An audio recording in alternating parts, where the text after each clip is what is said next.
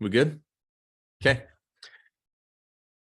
Hello, everyone. As always, Chris and Melissa Smith here, but this week we are really stoked and excited. We have a special guest with us, Michael Hyatt. So Michael, welcome to the Family Brand Podcast. Hey, thanks, Chris. Melissa, great to be with you. So, we have the opportunity. One of the coolest things Melissa and I always say about the podcast is the people it's allowed us to connect with. That was kind of an unintended consequence. We were just excited to do the podcast, and then we've been able to meet so many great people because of it and have really, incredible conversation. So Michael, it's kind of an interesting backstory. I am an advisor to a company that I've talked about before on the podcast. And they told me that, hey, there's another advisor, to this company. His name's, Michael Hyatt. And I was like, well, I know who Michael Hyatt is. He's a New York Times bestselling author. I was just reading your book, How to Have Your Best Year Ever at the time. And so I'd known about you, and I'd known that we were both advisors of this company, but never had the chance to meet Michael until recently. I think January, we went to Austin for I think that's right. Yeah. And so I was really excited. And Melissa and I got to sit through an all-day workshop that Michael facilitated. That was incredible. And we wanted to have Michael on to talk about his new book, Mind Your Mindset, and this idea that success starts with your thinking. And it was so funny because so much of what Michael shared is just principles and philosophies that have changed my life. And Michael and I realized we have a lot of overlap around leadership and story and the mind. So I'd love to actually ask you, Michael, because I find myself saying it all the time lately to people. You just have to mind your mindset. You have to take control of your mind. I'm using the title of your book, and I've been telling everyone about your book. I'd be curious to hear how did you guys land on that as the title, Minding Your Mindset, or Mind Your Mindset? Well, it's funny because first of all, I wrote this book with my oldest daughter, Megan, who's the CEO of our company, Full Focus. She's been the CEO now for about 2 years. And so I'm still active in the business, but more in an advisory role as the chairman of the company. But initially the title of the book, and we kind of saw this book as a prequel to all the work that we do, because almost in every book I've written, every workshop I lead, every keynote I give, I usually start with some mindset component, because I know how important our thinking is to the results that we get. So initially, we wanted to call the book, and in fact, we had the cover designed. It was up on Amazon. My publisher put it up on Amazon, and it was called It's All in Your Head. But then as we started to kind of get some preliminary feedback from our audience, there were a lot of people that felt that that was really condescending, like sort of dismissive.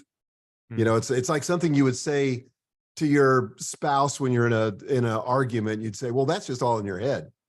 So it's kind of a negative thing. So we said, wow, well, that wasn't what we had intended. So let's go back to the drawing board. And we came up with Mind Your Mindset, which maybe is not as provocative, but is perfectly descriptive of what it is we think everybody needs to do. Yeah, it's interesting. I was telling someone this, and the mind is wild. To put it mildly, it can just run with whatever it wants to run with, and it will run left if you don't mind your mindset. If you're not, and I think I didn't know that for the longest time, Michael. I didn't know that I could, or that I actually even needed to kind of take control of my mind. So I just let it do what it did, and it would serve me all these thoughts that didn't serve me. And I just kind of thought, well, that's just life, and you grind through and you try to overcome these limiting beliefs and thoughts. And it hit me recently.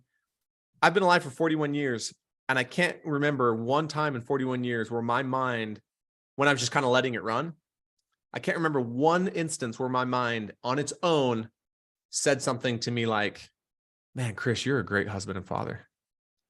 Chris, you really matter. You really make a difference. Not once. Now, I've intentionally put those thoughts in, but my mind on its own, it feeds me thoughts all the time like, oh, you're probably not doing enough.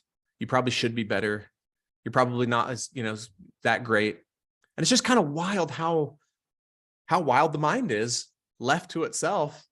So anyways, I just love the title in itself, is there's a lot of wisdom, and you have to mind your mindset, or it'll do what it wants. You do. And I think that one of the things we have to understand and appreciate is that our brain is basically there to keep us safe, which means that it's like an alarm system in your house. It's focused on threats and breaches, and it's always looking for the next thing that could, pose as an existential threat. So because of that, that's why you don't have those thoughts just random, because they don't really serve a purpose in protecting you. They might long-term psychologically, but in the short term, it stays focused on threats. It's busy doing its job. And so we have to inform it. And we talk about in the book, this concept of the narrator. And it's like, we all have this voice inside of our heads. For some of us, it feels like a committee, but there's this voice inside of our heads that's constantly trying to interpret, did I really say that? Interpret the facts of our existence. So, we experience a fact, and then our brain immediately begins to come up with a sort of story to explain that, and ask itself the question, is that a threat? Should I be worried? Do I need to take evasive action? Is there something else I need to do? So I think learning to distinguish between facts and the story that we build based on the facts, those are two different things. And the narrator shows up in our brains by giving us sentences in our head. And these sentences are often disempowering because, again, they're trying to keep us in our comfort zone so that we don't venture outside of that where there is risk and threat. And once we understand that, then we can begin to take control of our minds and realize that, okay, the facts are the facts, but the story is optional. The story can be changed, and there could be a more empowering story or a less empowering story. I had this dear friend of mine named Dan. He grew up Amish, and I may have told the story in Austin when we were together, but Dan, he stood up on stage one time. I heard him speak, and he stood up on stage and he said, I grew up in this religiously oppressive home. We weren't allowed technology. We weren't allowed to interact with people outside of our close-knit community. Things were just incredibly boring. I felt like I was deprived of so much that the world has to offer. And I was given this sheltered life that didn't really prepare me for the world. And then he pauses, and then he says, or I grew up in this amazing, tight-knit community where I learned the value of family and community. And we weren't distracted by technology. We didn't have all this media streaming into our house.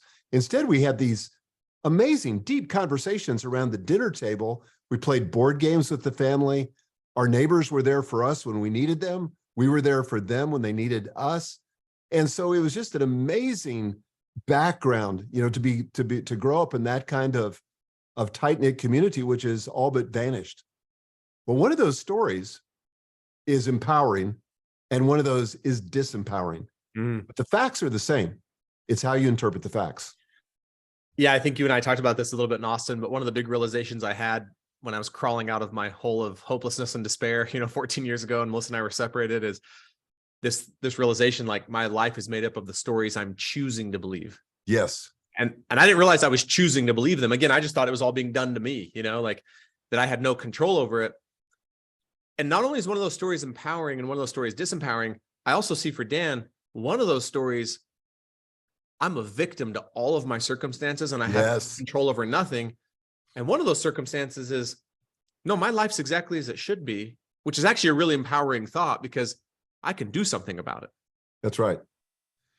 Yeah, I think, where I first began my education on the importance of our thinking as it relates to our success is I had an executive coach. This was back during the recession, about 2009. And we'd been working together for several years.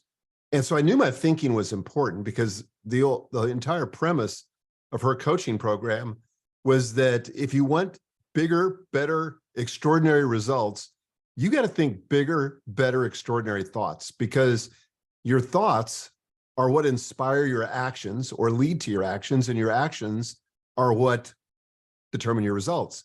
So if you want to create different results, you got to go upstream from that and begin to tinker with your thinking. So in the middle of the recession, she flew in to spend the day with me, and she came in once a month, and we spent the entire day together. And it was about 75% psychotherapy and about 25% business coaching. And so she said, well, hey, how did last month turn out? Now, I'm a CEO at this point. of a large public company. And, you know, we're like everybody trying to struggle in the recession and, you know, trying to make it all work in the midst of this very volatile economy. And so she said, how did last month turn out? And I said, wow, not that great. She said, well, what happened? And I said, well, we missed our revenue projections, our sales projections by about 10% on the top line, but it really rippled through to the bottom line and we lost money. She said, wow. She said, well, when I was here last month, you were so confident that you were going to hit the budget and you felt that you really had a good chance of exceeding it. And I said, I know. She said, so what happened?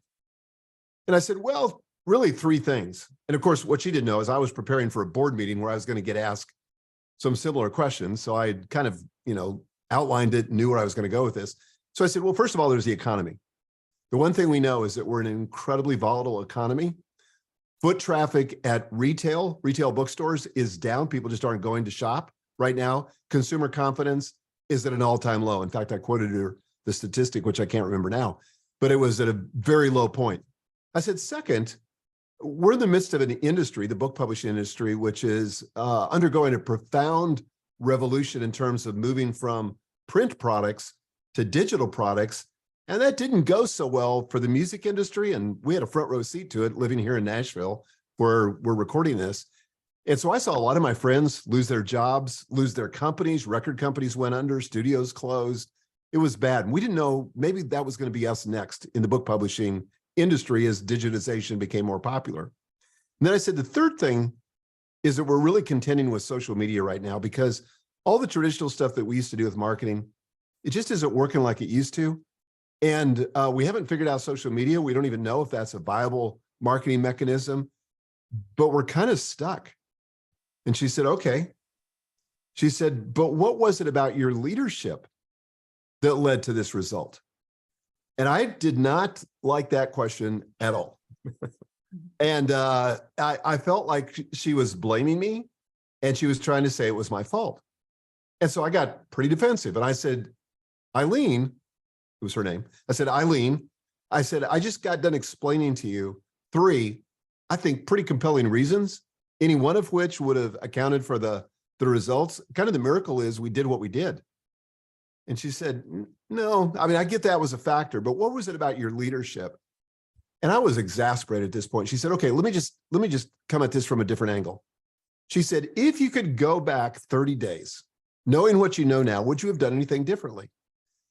And I said, well, absolutely. She said, well, like what?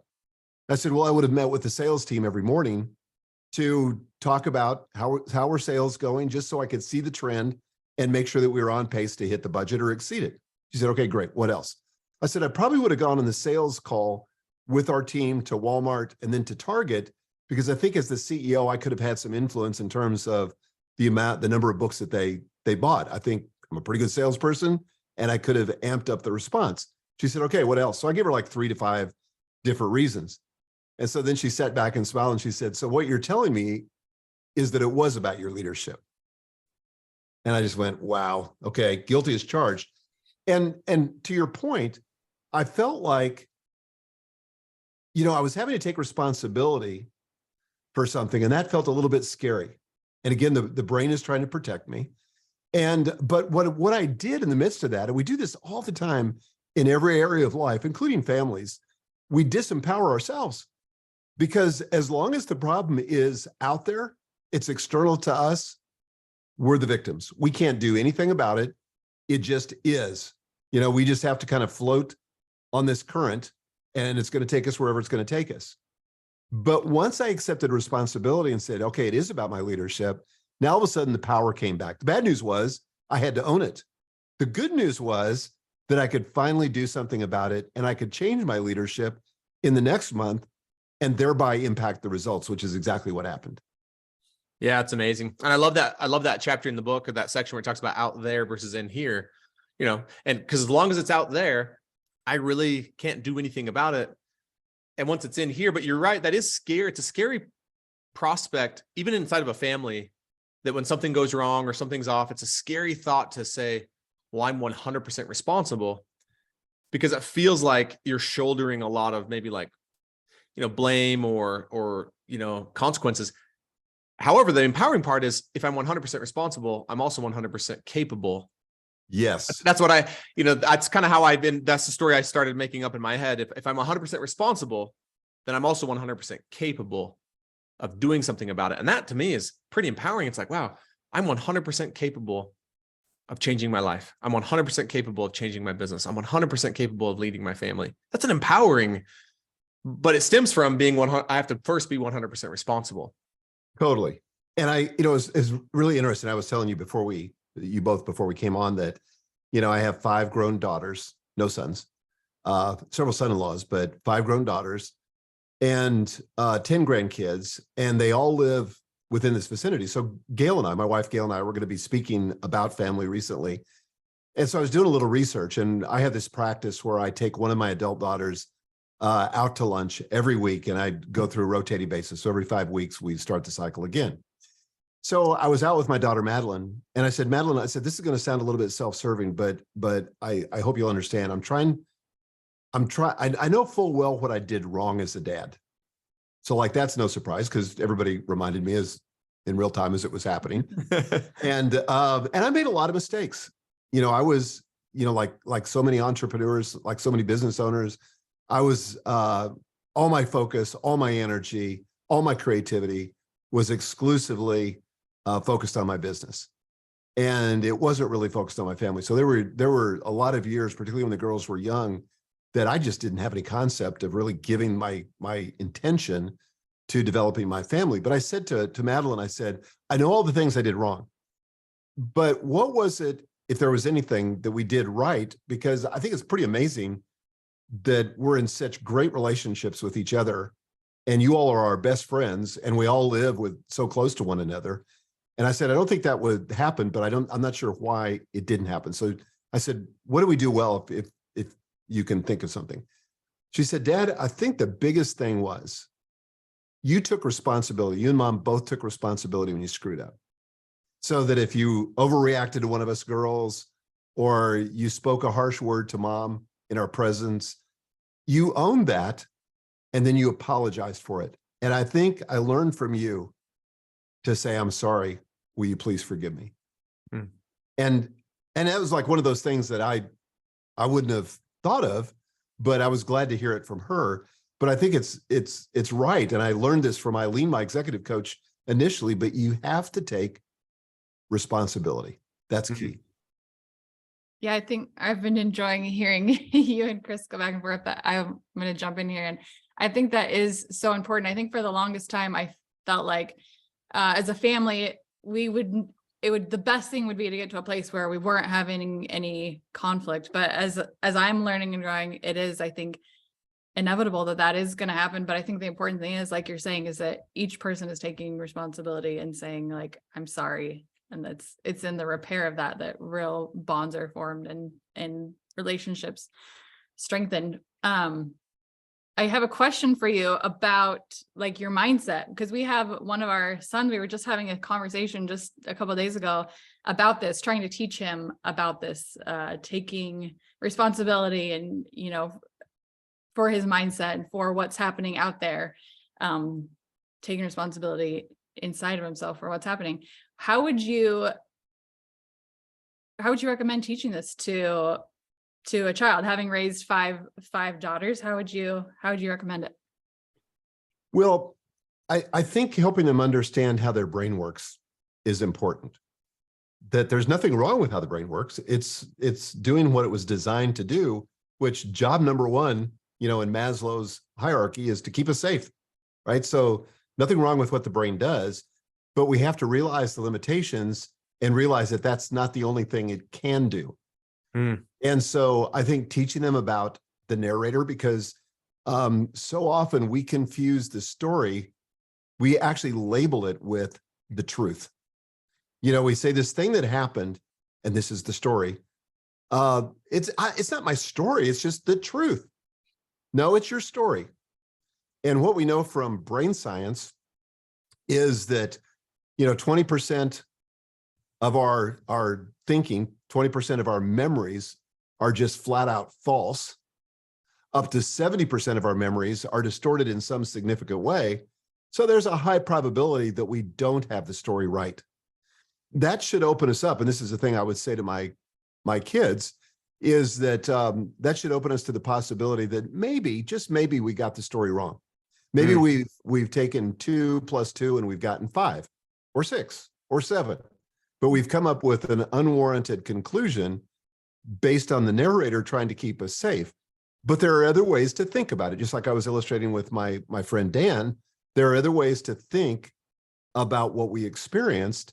And we want to think about those. We want to be certainly truthful with the facts, but we also want to make sure that we're telling ourselves a story that is also empowering and that's going to serve us going forward. I think that's really profound. And I'm actually thinking about this particular child. If we have 5 kids, so there's a risk that we might not be thinking about the same child since we have so many children. But I think I know, and you're right. Look, Melissa will be the first to tell you that my children get a heavy dose of my philosophy and my thinking, especially right now as I'm writing a book. In fact, when we were in Hawaii, this particular child goes, one day we jump in the car to drive somewhere and he goes, okay, here we go. Another conversation with Chris. He said, I'm going to start naming these drives Conversations with Chris. Because every morning I'd work on my book a little bit, and then I'd share with them. We'd get in the car and Chris would go real deep, real fast.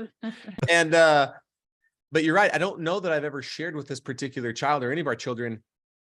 And I think it's a really useful, and obviously you talk about that a lot in the book, how useful it would be for everyone to know, hey, your brain, it's going to feed you a lot of things that actually don't serve you and actually are disempowering. And that's just your brain trying to do its job. Like that would be a useful thing to realize, like, oh, that's just my brain. And there could be a possibility that your brain's trying to do its job. And in doing its job, it may not actually serve you all the time and it may not empower you, but you can catch that. Right. And I think that'd be really useful for this child, because I think that's what comes up as it's self-preservation a lot of times, because we don't want to feel wrong. We don't want to be made to, like we want to be right. We want to look good and we want to be safe. And I think it doesn't feel good sometimes to have to go there. Like you were saying with Eileen, to have to feel like, oh, I could have done something different, or I don't know. I think it's easy to just push that away and be like, no, I don't want to have to feel that feeling. It's easier to like put it out there rather than to think like I have something to do with this outcome, or that I could change or do something different. And the interesting, go ahead, Michael. Go ahead. No, you. Well, I was going to say, like one of my fundamental principles of leadership is the first and most important job, if you want to influence other people, is model the behavior you want to see in other people. So everything begins with modeling. And it's really true as a parent. And I can tell you, because I'm a little bit further down the road than you two, with 5 grown daughters, that they will resist this stuff, particularly when they're teenagers. You get the eye roll and, there's Chris or there's mom or dad going off on this thing again. But I'll tell you what, more is caught than taught. And if you interviewed my girls right now, they have bought into our philosophy, probably not 100%, but about 90%, hook, line, and sinker. And what's really gratifying and fascinating is to hear them, just without our urging, teaching their kids the very things that we tried to teach them. And it wasn't that we sat them down and I got a whiteboard and we started mapping out the whole thing and I taught them stuff. No, it was just in the ordinary course of life. And I think it particularly is helpful as parents when we're vulnerable. So that, for example, if your kid comes to you and you jump to a conclusion that you later learn wasn't warranted. In other words, you took the facts of the story, you came up with a conclusion, and maybe even disciplined them as a result of that. But for you to be able to say in real time, you know what, I've reflected more on that. And I think, frankly, that was my own fear. And that story was in my head, not in your head. And I think it was faulty in some significant ways. So I just want to admit that to you. I want to ask your forgiveness, because I don't think that's who you are or what you intended. I love that. I love how you just modeled that. That's really beautiful. And I think you're right that is really, like you said, that's one of the things that stuck out to Madeline. I think you said it was that of all your parenting is that you were able to do that. And Yeah, I love the quote, more is caught than taught. Like your kids will always learn more by what they catch you doing than what they hear you saying. Yeah. And what's the quote that parenting is made up of a bunch of oh, because you said it's just the things we do in just the ordinary course of a million is. like insignificant moments that make up this journey of parenting. Yeah, most of the moments are really insignificant, but it's like what you consistently show up as and do, I think, is what makes the biggest impact sometimes. And I think the other thing too is that in our relationship with our kids, anything is repairable if we have the humility. And so Gail and I always had this philosophy of we want to be direct, we want to be firm, but we want to do that in the context of love. And we want to, above all things, preserve the relationship. Now, you have to be careful with that, because sometimes you're so intent on preserving the relationship that you won't say the things that need to be said to take the relationship to another level. So there's, if you're just going to be safe, you'd never discipline your kids, you'd never correct them. But, part of the reason kids have parents is they need that guidance. And so you have to speak into it, but you've got to always be sort of with one part of your brain speaking directly and being a corrective influence in their lives and giving them guidance. But on the other hand, constantly monitoring, sort of, this is an emotional intelligence thing, monitoring the state of the relationship, so that that's preserved, above everything. Because your kids are going to do things that disappoint you. Your kids are going to do things that, if it were you, you wouldn't have done it that way. They're going to do things that probably anger you and all the rest. But all of that's repairable if you're committed to stay in the relationship and keep working with it. And one of my fundamental, I guess, thoughts or principles is that conflict is not something to be avoided. Conflict is actually an opportunity. It's the doorway to greater intimacy. I love that. Were you thinking about high challenge, high support? When Yeah. Michael was saying? Yes.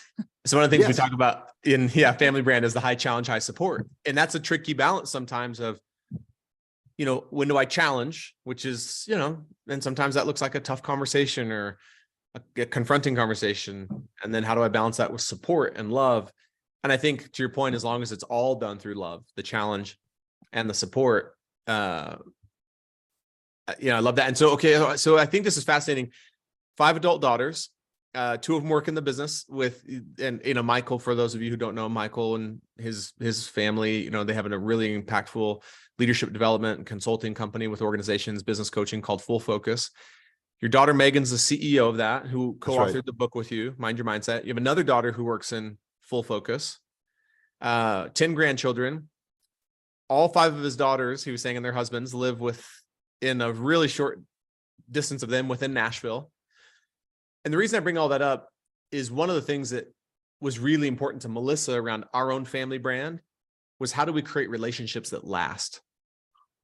It's really common that you see a lot of families, I would say the large majority of the families we see, that as the children become adults and grown, they grow slowly more and more apart. Mm-hmm. And they still might have the obligatory Thanksgiving together or the Christmas, but they're not really, and I don't think that happens by accident. I think that happens by design.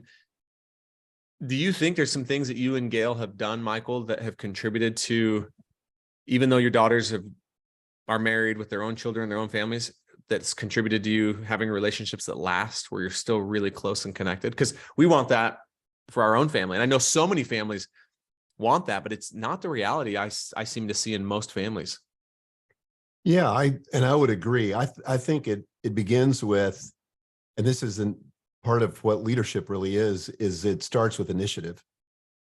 So, for example, I have to take the initiative to have a lunch date with each of my adult daughters. I have to take the initiative. One of the things we do with our grandkids is that when they turn 13, we take them on a week-long trip, just the 3 of us. So it's Gail, me, the grandkids. I mean, it sounds almost trivial. It's only a week, but the amount of bonding that happens that serves that relationship going forward is incredible. And I think as a parent, you have to, first of all, realize that the goal of parenting is to deparent. So the goal of parenting is to raise these kids so they don't need you. And so they can be independent, which means your role has to transition from being a parent to, I think, being a coach to being really a trusted friend. And I would say that that's kind of the posture that we're in with all of our daughters now, is we want to be the trusted friend, the person that provides a safe spot for them to land when there are troubles, and a place where they can come and get, the advice of a friend or just a listening ear. And, that's enormously helpful. But I think as a parent, you have to create these opportunities to create connection. And whether it's a lunch date where it's just one-on-one, kids love that. They may roll their eyes, they may not want to do it.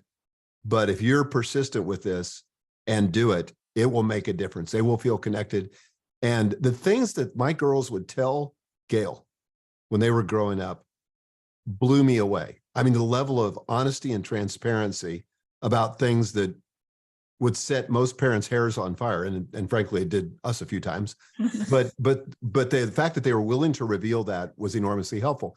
We did another thing that 3 years ago, that I wished we had done 30 years ago. And we bought a lake house. And, I get that that's a privileged thing and not everybody can afford to do it. But I do think it illustrates a principle. We wanted to create a space where all the kids wanted to come all the time. Lots of things to do, a lot of water sport kinds of things to do. And it's amazing. Like, we're now just getting warm enough in the spring in Nashville that we're about to reopen the lake house and begin all that again. But I promise you, every weekend, there will be some group of our family down there. And we have conversations in that context because it's relaxed. Nobody's going anywhere. We have deep, meaningful conversations that we would not have in any other context. So you may not be able to afford a lake house, but what could you do to provide for those, those discussions, that kind of proximity and that kind of fun and shared experience where people want to talk? There's so much there. Yeah, there's so much there I want to comment on. That, like, a million places, and that is really, really beautiful. And I guess just jumping back to your one-on-one lunch dates that you do, is that something that you've done, throughout your daughters growing up? You mentioned that Gail would do, had that one-on-one time too. Has that always looked like a lunch date, or kind of what did that look like for your family? Well, Gail and I have pretty much always had a weekly date night together. So that was kind of where the idea came. And I wish I could say that I did that with the kids when they were, in high school or junior high. And I would have if I could go back and redo it. But that's something that I just started after the kids became adults. And frankly, I had the margin in my life. I'd rearranged my work in such a way that, I had room for life. And so that's part of our passion. In fact, the number one thing we do at Full Focus is that we're committed to helping business owners win at work and succeed at life. So those two things. And we think that they're so interrelated that the one serves the other. And if you both give attention to both of them, you'll find that you have a business that scales or grows better, that's healthier, more sustainable, and you'll have a family that you look forward to going home to when you're not working. I love that. I don't even know if I've shared this with Melissa, but I've been thinking lately about this context of a business that wins and a family that works. It's like, because you want to win in business, and win in a way where you're making a real difference for people and you're playing to win. And you also want your family to work. Like, you love each other and you're connected. That's awesome. I love this idea of the goal of parenting is to de-parent, and the transition you go from is from parent to coach to trusted friend. And Melissa heard this analogy. We did a podcast about this one time, this great parenting analogy of the guy who's like a football analogy. When you first start parenting, you're the quarterback. You're not just calling the plays, you're actually out on the field directing the offense. And then over time you move to the coach with the clipboard. Then you move to the sidelines as a cheerleader, and eventually you're just up in the stands in the upper level, just cheering, but I like this idea of parent, coach, trusted friend. I also think it's really interesting, as you said, we created a space where our kids want to come. And I think I shared this in Austin, that some of the research we've studied based on this research, is pretty exhaustive, said that the number one desire of all humanity, the number one value we all share is belonging. We want to Yes. feel like we belong. And you can be in a family, not feel like you belong. You can not be in a family and feel like you belong. But that's what I hear when you say we created a space where our kids want to come. It's like we've created a space where everyone feels like they belong. And I think to your point, even if it's not a lake house, it's how can we create a culture of belonging in our homes where we create the space where just our kids just want to be there, like they want to belong or they feel like they belong. And I love the idea of these really intentionally created spaces like a lake house or a tradition or so I love that you've created that with your family. Well, I mean, a simple way to do that doesn't cost anything is have family meals together, where no devices are permitted and you just have conversations. Like one of the things that we do around the table, and we did do this all through the girls' lives, is we would say, what was the best thing that happened to you today? Now, the whole focus of that was to really redirect their attention, because part of what the brain wants to do is focus on threats, focus on the negative things that happen because they could become threats or maybe they represent threats. And so you have to redirect the brain. So the things that went wrong in your day are pretty easy to come up with. And in fact, I can remember one time as I went to bed with Gail, she said to me, how was your day? And we always check in with each other, usually at the end of the day like this. She said, how was your day? And I said, man, it was horrible. She said, well, what happened? And so I began to explain the situation. I don't remember what it was now, but I went through it and she kind of paused for a minute. She said, well, it sounds to me like you had really 20 minutes that were pretty bad, but the rest of the day was pretty amazing. Well, that's perspective. And that was enormously helpful. But that's what we try to do with our kids around the table, to say, what was the best thing that happened to you today? And inevitably, almost every night, somebody would say, nothing good happened to me today. And so we would just gently stay with it. And we'd say, okay, just think a little bit more. Was there some little something that was good about today? And maybe they'd still be struggling with it. We'd say, okay, of all the bad things that happened, what was the least bad thing that happened? I mean, we just try to work with them to get refocused, on something better. And that kind of training was enormously helpful. But I think where parents often get into trouble is they try to maintain one of those roles too long. Like they're the quarterback for too long. They're the person calling all the shots. And this is what drives kids away from their parents, is that now they're an adult, they're still going to make mistakes. But as a parent, if you approach that as a parent, as opposed to a coach or better, a trusted friend, who wants to be around that? Yeah. I want to be around parents that are nagging me or that are constantly pointing out what I should have done instead of what I did. Yeah. It doesn't make me feel good. None of my friends would do that. So why would I associate with anybody that does that? Totally. So you've got to be the person that just listens, who asks good questions, like a coach, who helps them come to their own conclusions, who doesn't shame them when they fail, but is an encouragement, continue to reaffirm their identity. They may have lost, but that doesn't make them a loser. Yeah. I love that. And I love even back to the dinner time. Well, what was the least terrible thing that happened? What you're doing too, though, is you're helping them start to train their own narrator. Yes.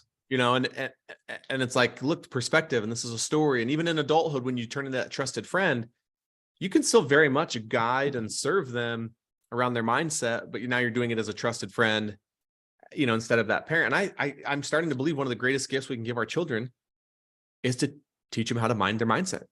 And what greater gift could you give a child than they leave your home at whatever age they leave, and they're like, you know what? My parents weren't perfect, but they loved me. They accepted me for who I was. And they really taught me how to control my mind and be the author of my own story, if you will, I had to face this in my own story, because I grew up in a family where my dad was an alcoholic. And I told myself a story for years that he was a loser, that he was lazy, all this stuff. So I had a whole story around it. And of course, didn't want to be around him as a result of that. And as soon as I could get out of the house, I did, and didn't go back. But then I learned about, when I was about 35, I was actually fishing with my dad. I went to visit him, which was always a chore. I didn't want to do it, but I went with him and we went fishing, which we both really enjoyed. And he told me the story of being injured in the Korean War. And he wasn't making an excuse. He was just telling me a story, which he'd never done before. I'd asked him about the war before, but this time he really shared the story about how he had signed up for the Marines when he was 17. He had been shipped to Korea and arrived there when he was still 17. Wow. And about 6 months into his assignment there, he got hit with an incoming missile, with the shrapnel from this missile, was in a coma for 6 months, developed all these neurological and physiological symptoms as a result of that. And is, to this day, he's 89 years old, but he's 100% disabled as a war veteran. And that completely reframed it for me, because this all happened in a world where we didn't have language like PTSD, where there was no treatment for veterans. You know, he came home as a handicapped male needing to provide for his family, got married shortly after he returned and had a difficult time getting a job. But what happened to me is I developed compassion for him because I changed the story. And he changed the story for me by giving me those additional facts that I went, oh, did I have it wrong? You know, and it didn't excuse his drinking, but it gave me compassion and realizing, look, that's all he had. He was doing his best to cope with his own trauma. And, you know, there were probably worse things he could have done. And there were probably, knowing what we know now, better things he could have done, but he didn't have access to those resources. So I can't judge him by the standards of today. I have to just have compassion and try to understand. Yeah. Thank you for sharing. That's powerful. I know we're up against time here, and I could talk. I think we could keep talking for hours. Two really quick things, Michael, that I'm curious about. One is, did you and Gail with your 5 daughters growing up, did you guys have family values or sayings or little mantras that were important around your identity and just kind of the story you would tell as a family? Yeah, we did. We didn't have like formal family values. In fact, we're in the process of doing that right now, because we really want to take responsibility for the generations to come and to develop a family brand, a family ethos, you know, that we can more intentionally, more consciously pass on down. And a couple of the girls are engaged in this process with us.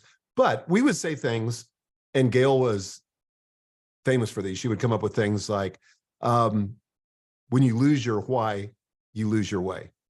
Yeah, that was a good one. Or one of her things that she would say all the time, that at the time drove the girls crazy, but later became a mantra that they use with their own kids. She would say, wait to worry. You know, you can worry later if you want to, but now's too soon. And that was hugely helpful. And she's had to repeat that to me a few times as well. Or what does this make possible? We have some of these questions in the book, by the way. Yeah. But what is this situation, and especially adversity? Okay, this thing happened that we didn't expect. This thing happened that wasn't what we hoped, but what does it make possible? Well, that completely reframes it and helps you to kind of move through it in a way that's positive and constructive. I'm going to interject one question along these same lines here at the end. I'm so fascinated that you raised 5 daughters, and I'm curious, like, and I know that a couple of them work in the business now with you. What narrative did you create for your daughters around, you know, what they were capable of and what they could do in the world, if that makes sense? As far like business. Yeah. As far as business or going for their dreams or, making impact in the world. You know, I think that was one of those things, Melissa, that was more caught than taught. And frankly, for all my dad's faults, one of the things that he did that was so amazing is that he would always say to me things like, you know, just subtle things like, well, you'll figure it out. You know, he just like expressed his confidence in me. I can remember in my first job after college, I was in the middle of some kind of adversity at work, something really negative that happened. So I called my dad and I was just telling him about it. And my dad said, well, he said, son, I have no idea how to fix that. But here's what I know for sure. You'll figure it out. Well, that expression of confidence and capability and not rescuing me.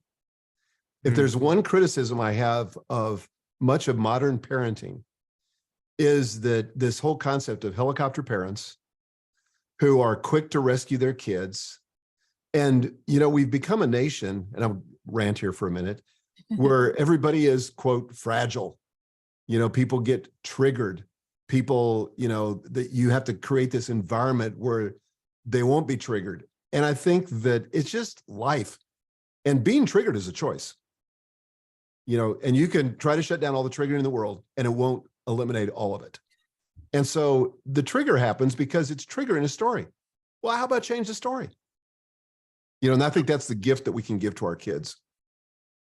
Beautiful. Man, that's amazing. At some point, okay, we might just have to do a part 2 with Michael, because there's so many other questions I want to ask, you know, because I know that, you know, one of the things that we talked about before we hit record was how much easier it is oftentimes as an entrepreneur to be more intentional in your business. Yes. Than it is in your family. And you even said, you know, there was a period of time where all my creativity, all my energy, you know, so at some point in time, maybe I'd love to ask you how that changed or how that shifted for you, because I know there's so many entrepreneurs that feel that same way of, I want to make sure, an entrepreneur said it best, I want to make sure my family gets what's best of me, not what's left of me. Yes. Love that. But I just want to thank you for coming on, Michael. And look, I would encourage every family that's listening to go purchase Michael and Megan's book, Mind Your Mindset. Every principle that is in that book that is amazing, from out there versus in here, to the narrator, to the stories we choose to believe, applies to every aspect of your life, especially in a family. And if as families, we can start to take control of our minds individually and collectively and change the narrative and change the stories we tell ourselves, it has a generational consequences for the better and impact that can bless future posterity that you'll never even meet, that gets set in motion by your mindset. So true. Where is the best place for them to go, Michael, to learn more about the book and purchase it? Yeah. If you go to mindyourmindsetbook.com, and it'll give you all the different retailers, you know, from Amazon to everybody else, and go right to that page. But more importantly is, once you buy the book, you can come back with a receipt and collect the bonuses that we're making available, including the audio version of the book, including a tool that we call the self-coaching tool, so that this correction to your mindset can become almost instinctual, but you can coach yourself through any situation where you're frustrated or feel disempowered and come up with a better story. And then there's one other thing that we offer there, and I can't remember it, but there's some bonuses. Good stuff. Yeah, it's amazing. Yeah. And those bonuses alone are worth, you know, probably thousands of dollars if someone was just to buy that. So yeah, take advantage of that. Mindyourmindsetbook.com. Michael, thanks for coming on today. It was a pleasure having you. Thank you. Thanks, Chris. Thanks, Melissa.